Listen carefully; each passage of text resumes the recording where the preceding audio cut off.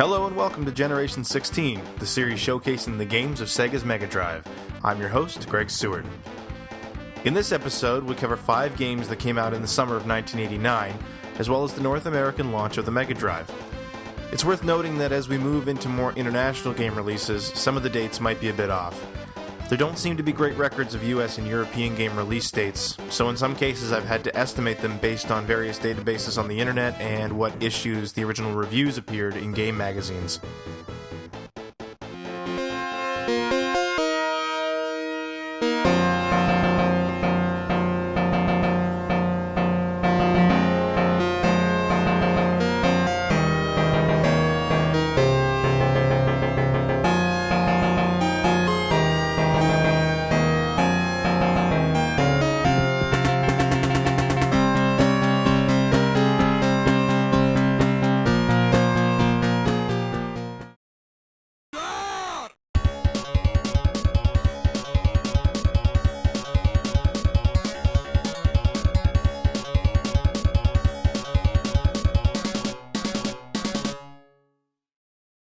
We start this episode with the Mega Drive's second sports game. World Cup Soccer features the same sort of drawbacks as most sports games from the late 80s and early 90s. No license means no professional squads or players.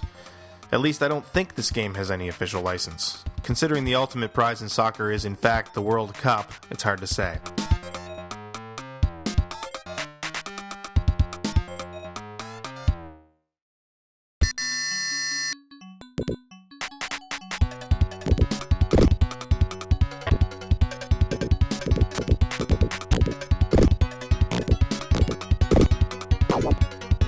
World Cup Soccer features the same directly overhead view we saw in our last episode with Super League Baseball. And just like that game, World Cup suffers for it. You can't see much of the pitch in this view, meaning there's a lot less strategy to the gameplay than in real soccer. Not to mention the visuals take a hit when you consider humans just don't look that interesting from this vantage point.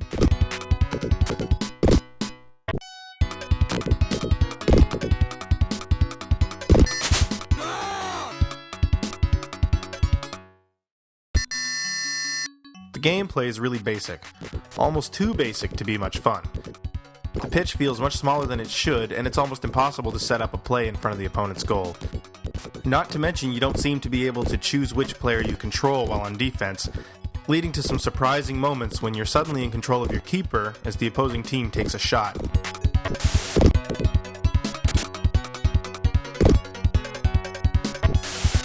Going back to the idea of licenses for a second, when World Cup Soccer finally came out in Europe, it was timed perfectly with the 1990 FIFA World Cup tournament, and Sega was smart enough to grab the license and rename the game World Cup Italia 90.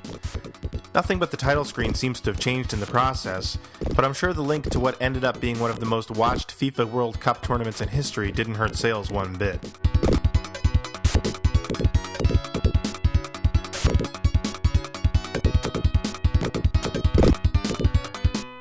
All in all, World Cup Soccer screams launch title. There's not much style and very little substance here.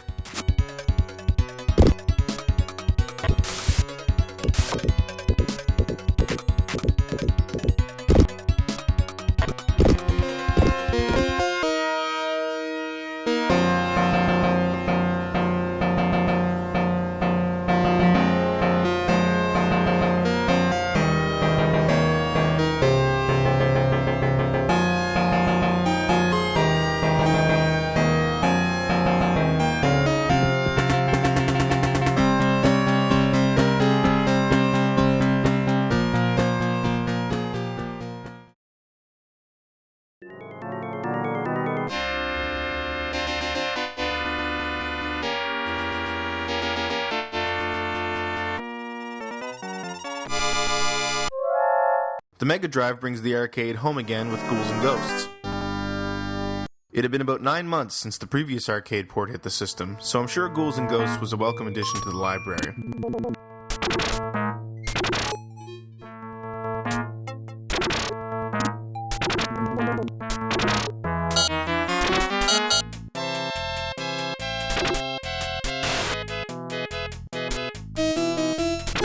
More importantly, it was an arcade game that wasn't originally designed by Sega. Although Capcom would not officially support the Mega Drive for a few more years, Ghouls'n Ghosts is the first of a series of collaborations where Sega would take one of Capcom's arcade hits and port it to the console.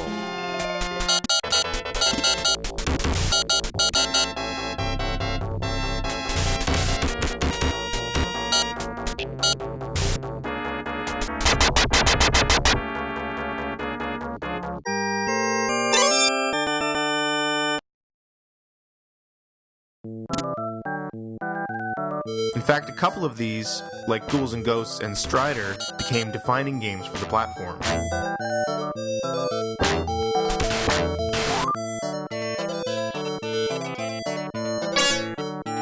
Ghouls'n Ghosts is the second game in the Ghosts and Goblins series, one that has featured multiple sequels and spin-offs across loads of different platforms.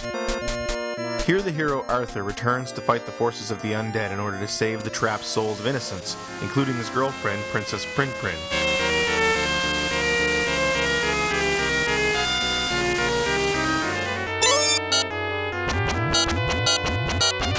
At first, Ghouls'n Ghosts feels more like a remake of Ghosts and Goblins.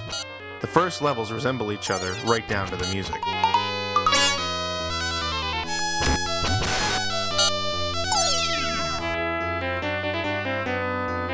But Ghouls'n Ghosts features an all-new assortment of weapons, the ability to fire vertically as well as horizontally, and magical armor, which gives Arthur the ability to charge up special attacks that change based on his current weapon.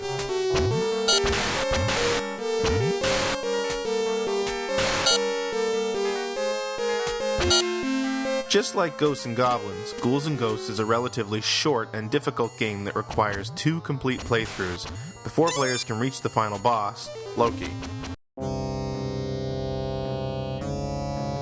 Naturally, the second time Arthur goes through the game, the difficulty's ratcheted up. And yes, I totally used a level select cheat to get the footage of the final boss. You normally need a specific weapon in order to enter his room.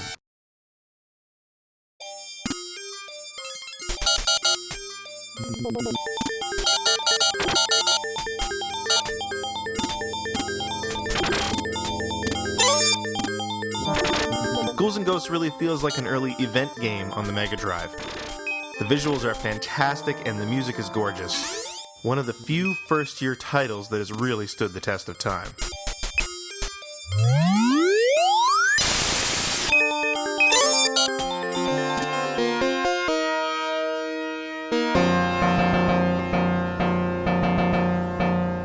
On August 14, 1989, less than 12 months after it had been released in Japan, the Mega Drive went on sale in North America as the Sega Genesis. The name change was due to some sort of trademark issue with the Mega Drive moniker. That 12 months figure is a big deal. Consider that Nintendo waited over 2 years to bring the NES to America, as did NEC with the PC Engine, and it's pretty obvious that Sega was looking to gain a foothold in the US market as soon as possible, before Nintendo could unleash their Super NES onto the world. The Genesis launched at $190, $10 less than the recently released TurboGrafx 16, and every system came with a copy of Altered Beast in the box. Alongside the console on store shelves were 5 other launch games: Space Harrier 2, Super Thunder Blade, Thunder Force 2, Last Battle, and Tommy Lasorda Baseball. Although the TurboGrafx 16 was definitely the closest competition for Sega on a hardware level, the real challenge came in beating Nintendo, which had over 90% of the US market at the time. Sega didn't want to repeat the mistakes made with the Master System in the US, and so decided to market and distribute the new Genesis itself. The US arm of the company was headed up by Atari veteran Michael Katz, a man hired by founder David Rosen. Under Katz, Sega of America took an entirely new route when marketing their 16-bitter. Not only did Sega show off the system's capabilities, but it directly compared the system with the reigning NES, culminating in the famous Genesis Does What Nintendo Don't ad campaign. That brash attitude, combined with a sleek black system, endorsements from some big names in sports and entertainment, and the general horsepower of the hardware, began to position the Genesis as the cool thing to play for a generation of gamers that were starting to outgrow the family-friendly fare offered by Nintendo. It's an image that Sega would embrace in the coming years, and it set the stage for one of the fiercest console battles in the history of the industry.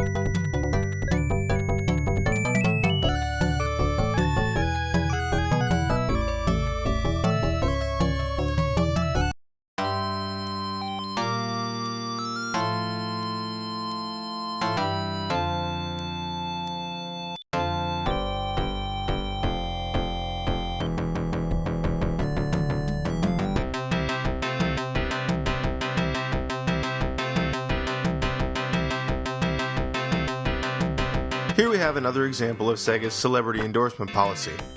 Even though Arnold Palmer had been on the PGA Senior Tour for almost a decade by 1989, Sega still signed him as the face of the Genesis' first golf game due to his popularity.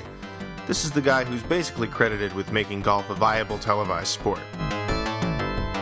You won't see Arnold outside of the title screen though. Arnold Palmer Tournament Golf featured a single generic golfer that looked a whole lot younger than the dude on the box.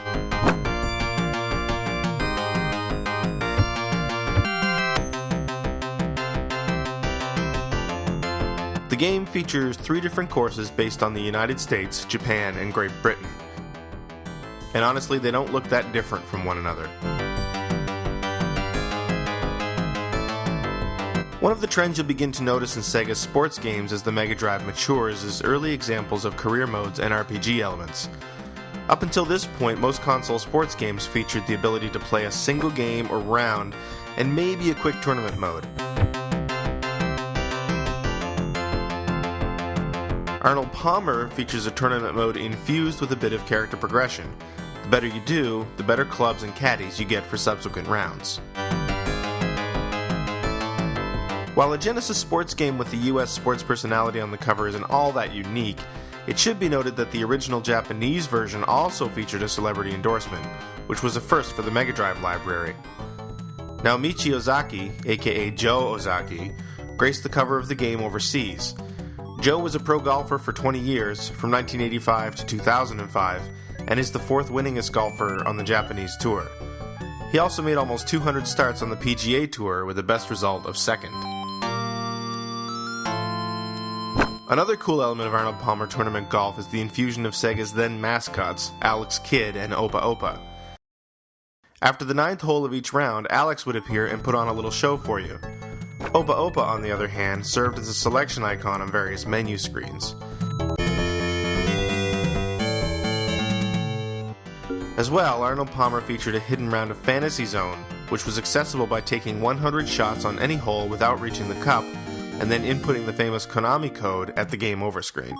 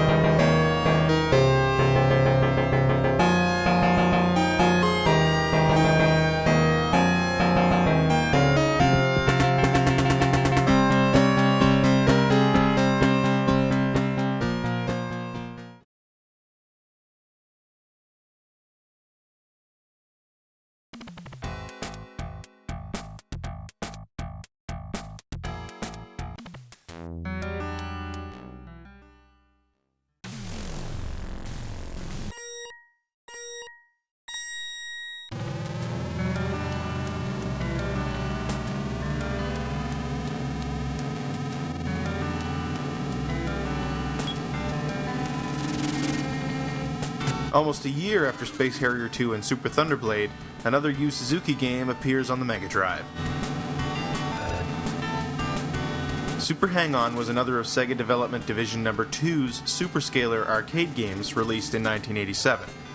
In it, players basically raced against the clock in 4 different courses using a controller that replicated a set of racing bike handlebars. The Mega Drive version obviously loses that unique interface, but otherwise the game is pretty well replicated here. The scaling certainly isn't as smooth as the arcade version, but it doesn't stutter nearly as badly as what we saw last year on Super Thunderblade. That probably has a lot to do with the speed at which the game is running. I think this is probably the fastest of the 3 Superscalar ports released thus far on the Mega Drive.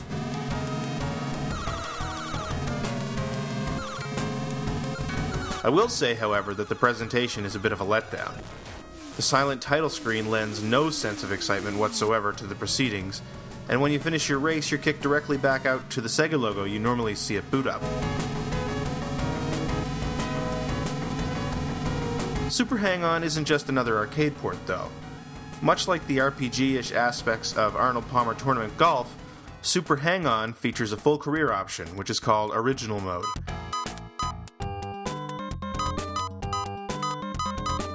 Here you have to race against rivals in order to earn cash and impress sponsors. Use that cash to hire new mechanics or buy upgrades to your bike, which you'll need to beat even faster rivals. Plus, you have to pay to keep your bike in top shape. General wear and tear means parts will eventually need to be replaced, and if you crash a lot, prepare to fork out more frequently for things like new frames.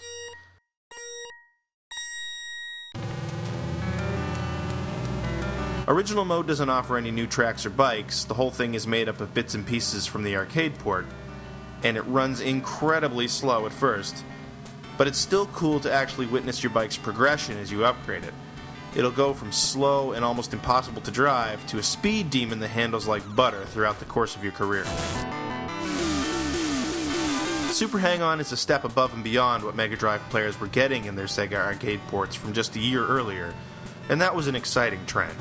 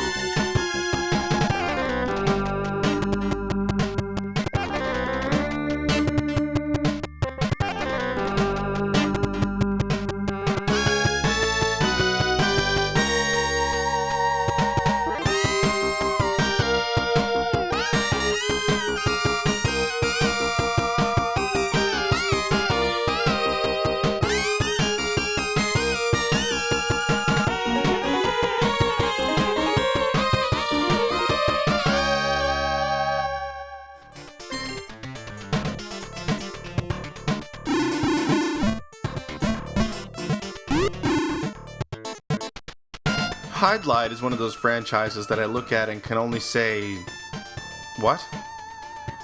I don't know that any of the console versions of these games have ever been any good, and yet we got at least 3 of them over the years.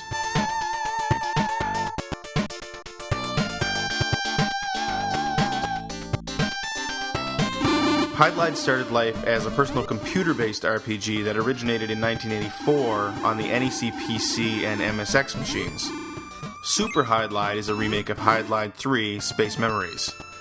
It's the second console port in the series, following the original Hydlide, which appeared on Nintendo's Famicom in 1986.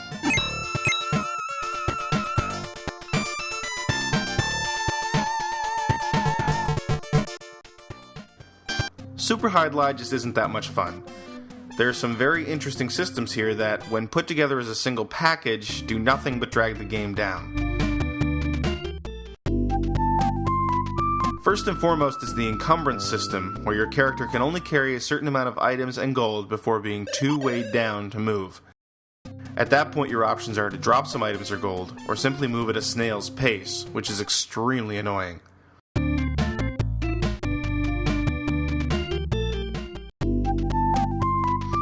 On top of that, Super Hydlide features a day-night cycle, which requires you to sleep and eat at regular intervals. Not doing so results in your HP being slowly siphoned away until your character collapses. This is particularly fun in dungeons when you find yourself out of rations. The gameplay itself is pretty bad as well, a low-rent Zelda clone that features stuttering movement and horrible combat. Yeah, I don't like this game. One interesting bit of trivia before I wrap this up, though. Super Hydlide originally appeared in early US Genesis advertisements as Hollow Fighter. When and why this name change happened is a mystery, though my theory is that it was in reaction to Nintendo's then strict licensing rules, where third-party publishers were not allowed to release the same game on non-Nintendo platforms. The original Hydlide saw a US release on the NES in 1989. Whatever the reason, Super Hydlide somehow got its name back and was released on the Genesis in 1990.